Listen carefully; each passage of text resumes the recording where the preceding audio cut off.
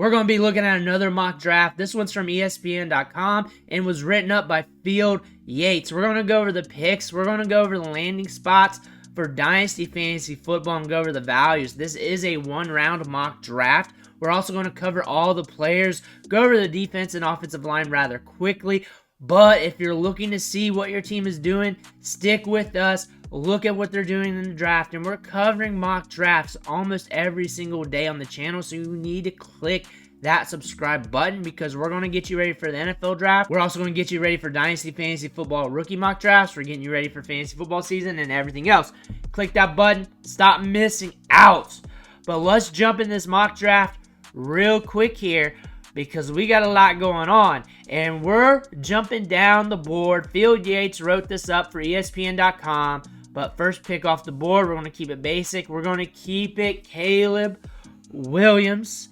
101 in Superflex, Dynasty rookie mock drafts. Going to be there. He's going to be drafted high. He's going to hold high draft capital in Dynasty Fantasy Football. He's going to get some opportunities in redraft early in his career.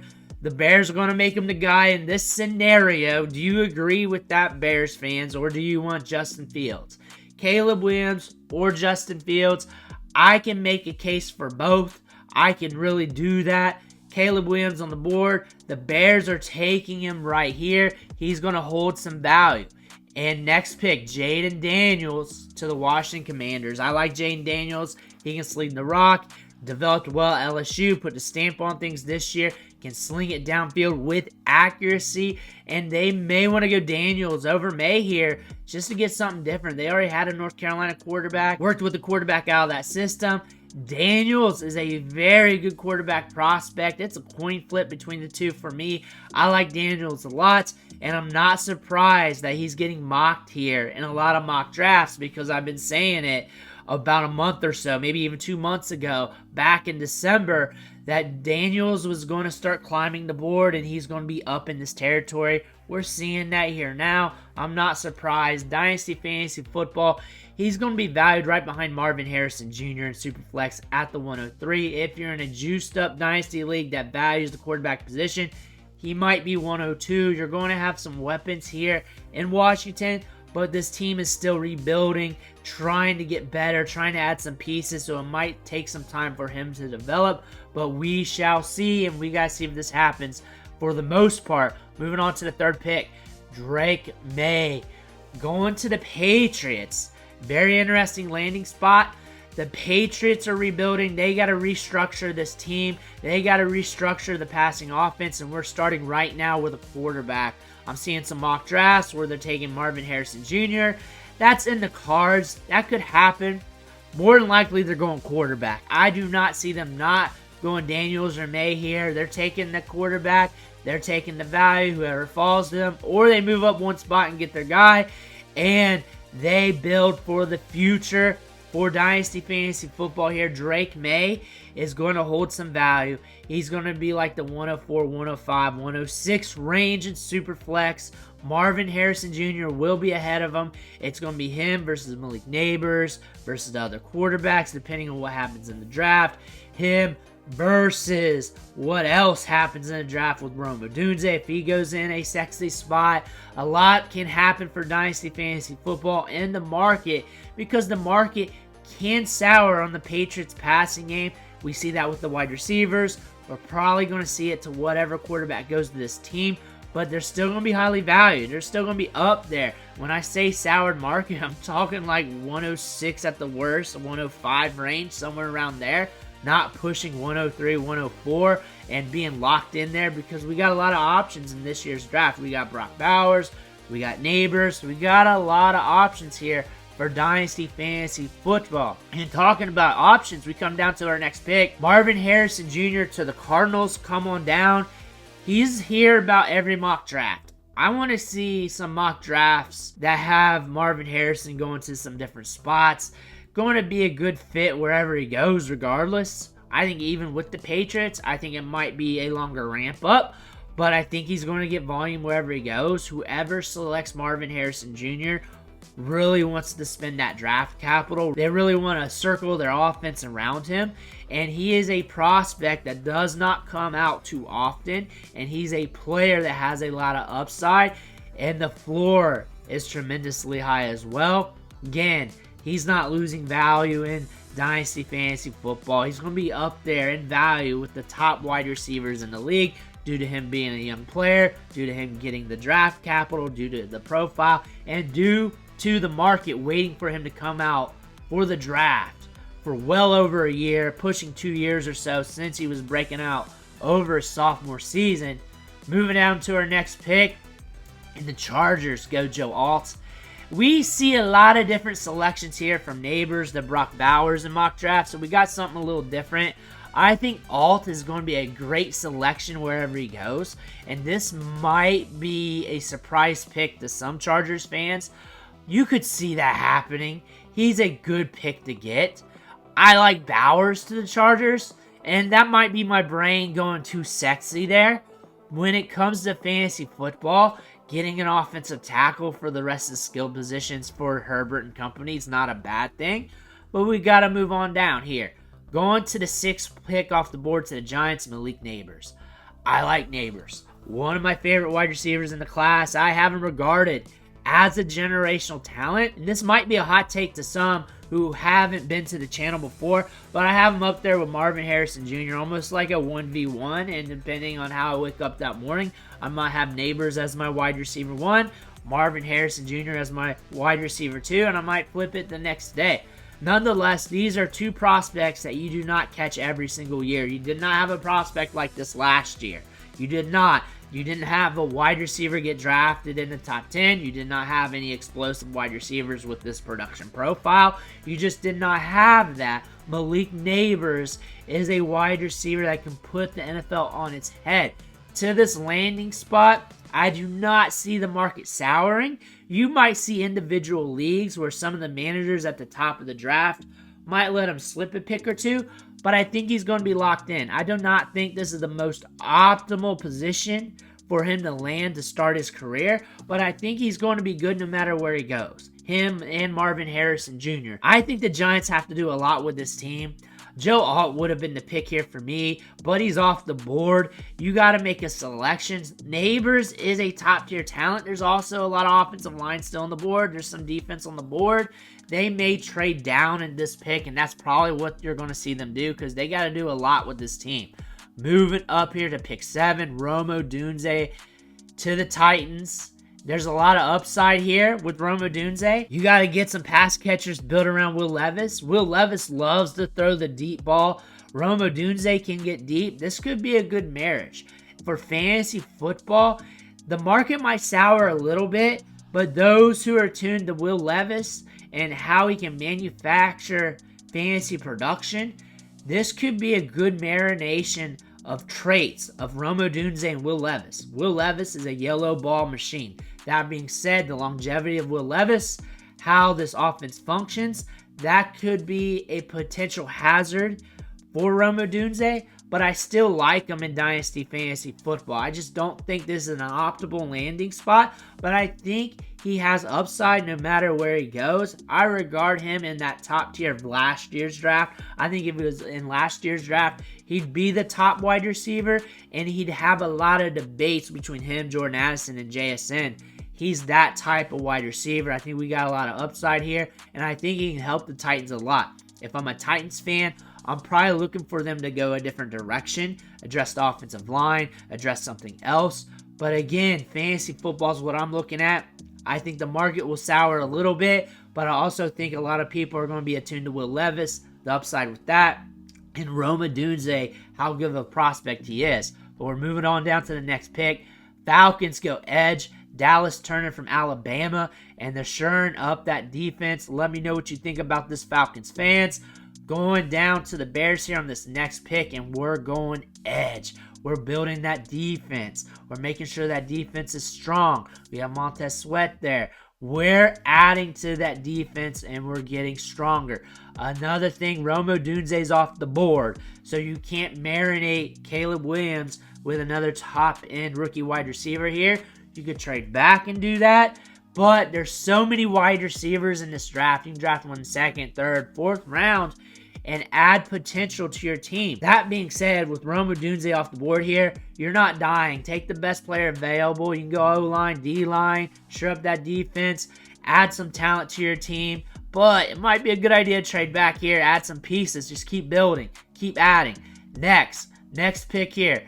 Jets going offensive tackle, and I'm seeing them address the tackle spot a lot in drafts. That makes sense. You want to keep Aaron Rodgers upright, and if Aaron Rodgers leaves early, you want that next quarterback to have a good offensive line in front of him. You got a Penn State offensive tackle here, and this is a deep offensive line class, and you want to spray and pray at the offensive line in this class. You want to take advantage of it in all the rounds.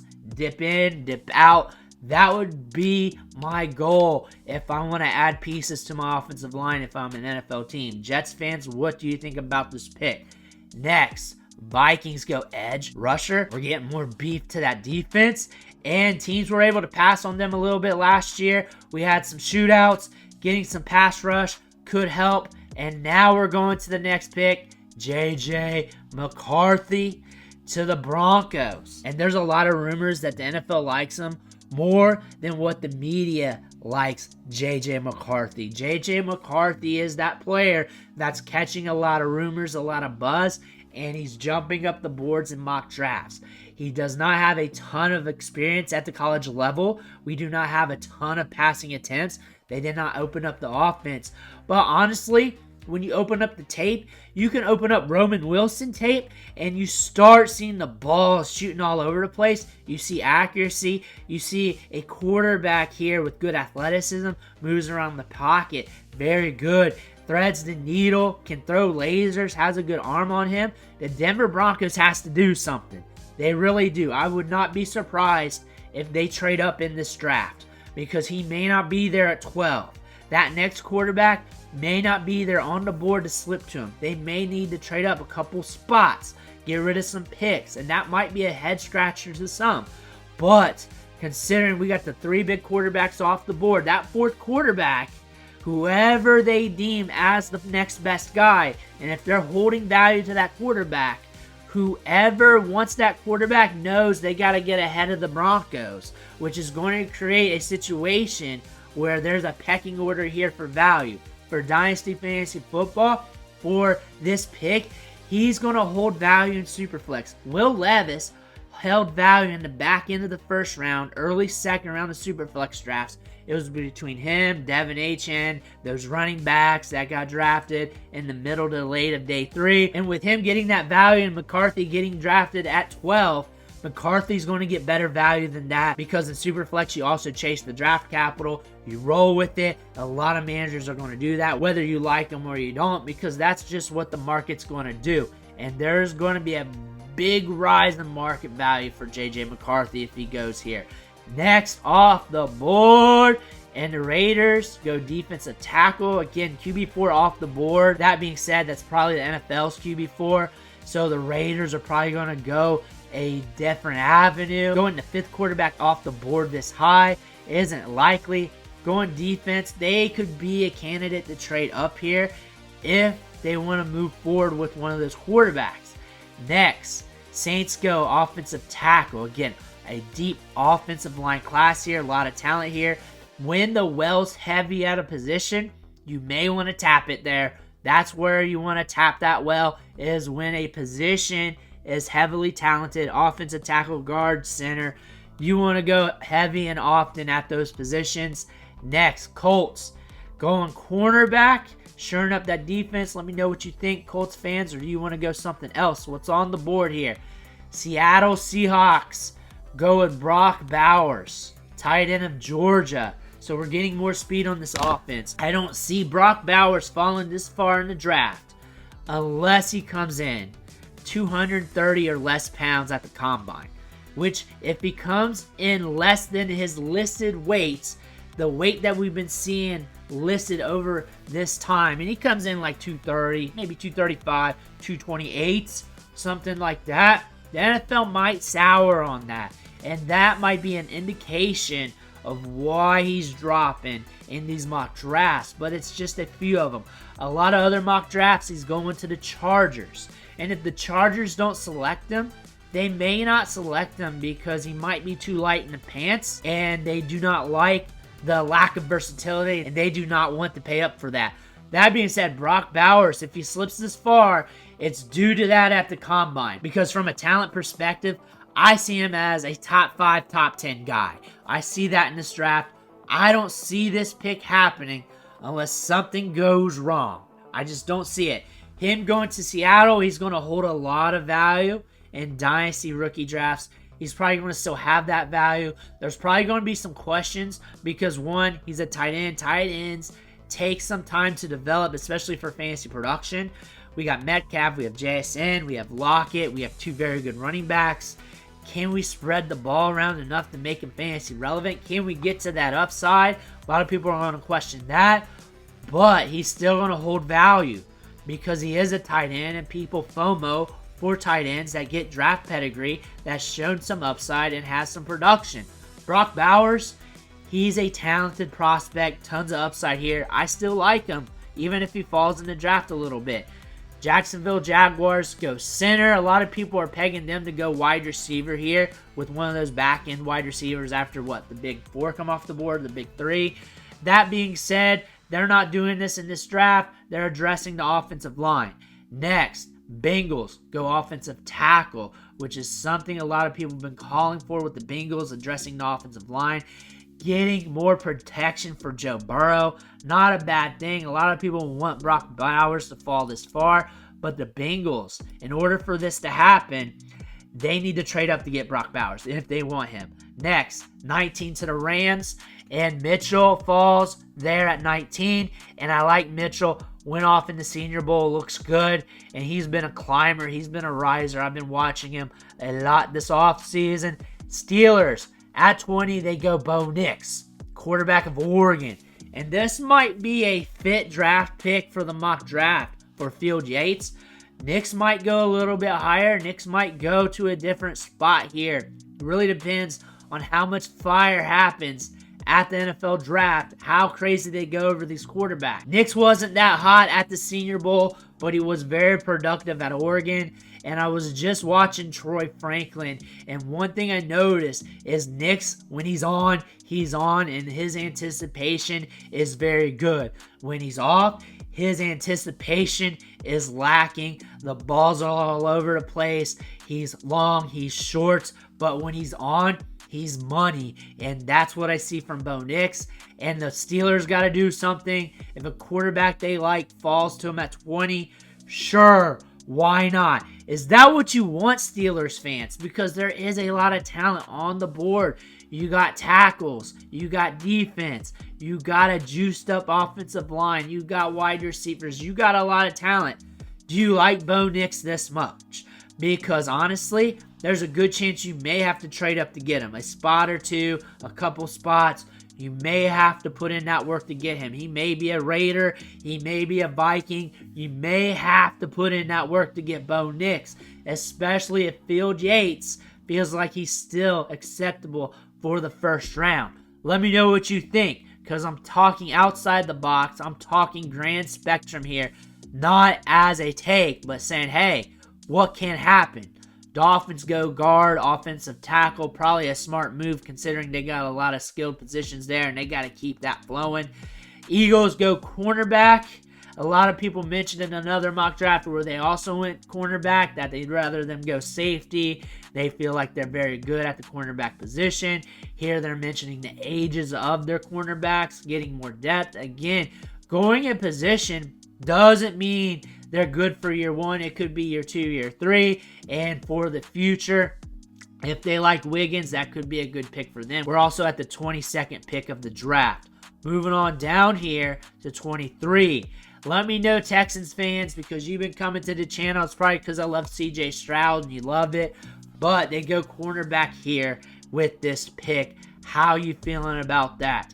Next, Cowboys go linebacker. I don't feel like this pick is going to happen. I feel like they're going to go offensive line, and I feel like they're going to reach on the pick. Everybody's going to hate it. 2-3 years from now, that offensive line will probably be alright, but we'll forget about it. That's probably what's going to happen with the Cowboys. Next, with the Packers, they go cornerback. Let me know if that's a position of need you want to attack or something else you want to roll with. Think about what's left on the board. Tampa Bay goes guard center, addresses the offensive line. Cardinals address offensive tackle. Bills, Brian Thomas. And I think this is a great landing spot for him. I think the odds are pretty good that he gets selected in the first round. I think him and Josh Allen is a great fit. I'm smashing that button plenty of times in the first round of my rookie drafts. And a lot of people were asking me questions, him or Troy Franklin. I love them both. Landing spot and draft capital is going to be my tiebreaker. This is my tiebreaker. I don't see Troy Franklin getting a much better spot than this. It could happen.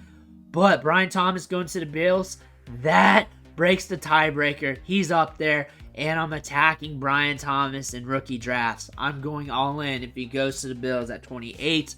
The Bills are going for a wide receiver who can get downfield.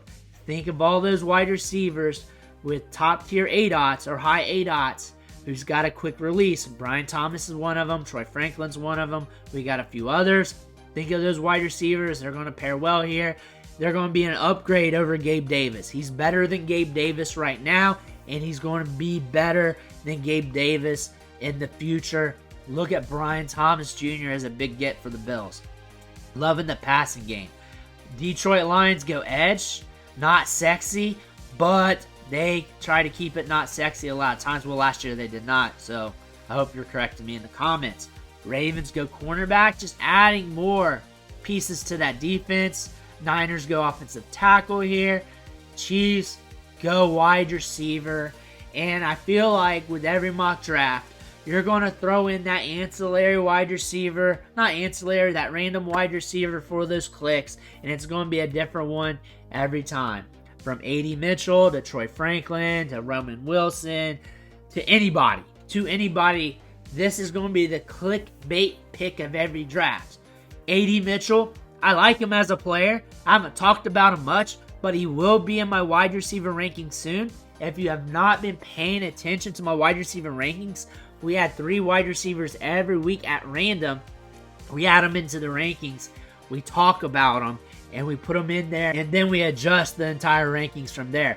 A.D. Mitchell, if he goes to a landing spot like this, which I think he might because he can get downfield. He's also a candidate to be one of those ADOT guys who can be a splash play specialist and lean into being more, especially as he develops. And he has a ton of upside. I look at him being a sneaky play in Dynasty rookie drafts. And also, if he goes to the Chiefs here at 32, 1, he's going to get that Chiefs privilege, so the market's going to be hot on him. And then 2, you're going to see how he's paired with Mahomes. You're going to want that too. He's going to be a first-round pick in rookie drafts. He's not falling to the 201, 202 unless something crazy happens with the running back where a bunch of them gets drafted in the second round. But Mitchell here is locked into the first round unless something crazy happens, and I'm all for it. I like A.D. Mitchell. I like him in the second round. I think that's where he's going to get selected. However, the Chiefs are going to pull a trigger on somebody. Is it going to be one of those jitterbug wide receivers that you're going to throw in the slot? Or is it going to be a guy like A.D. Mitchell or Troy Franklin who can win downfield? Who are they going to get? However, offensive tackles aplenty. Defense is rocking solid. They could go another position. But when we look at the Chiefs, we know wide receiver is a sour spot. And this draft is loaded at the wide receiver position. But this is Field Yates mock draft. Let me know what you think in the comments below. Make sure to hit that subscribe button on the way out. I want to thank you for watching. Catch you on the next video.